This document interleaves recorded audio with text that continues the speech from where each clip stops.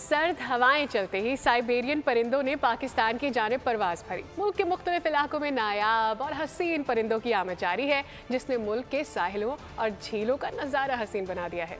Siberia में ठंड बढ़ी, नायाब परिंदों ने उड़ान भरी। करली झील से लेकर साहिल किनारे परदेसी परिंदों की चहल पहल है। कोंच, हंस, तिलोर समेत मुर्गाबियों की मुख्तलिफ अनवा अक़साम सर्द मौसम में पाकिस्तान आती हैं। पाकिस्तान आने वाले परिंदों में लेग गीस समेत अनवा अक़साम की बत्तखें भी शामिल हैं।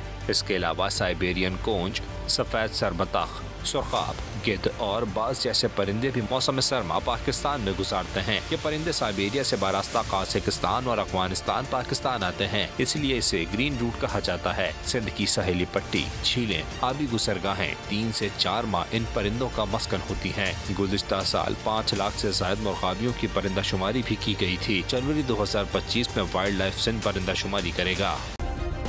सब्सक्राइब करें और बेल दबाएं ताकि कोई खबर रह न जाए।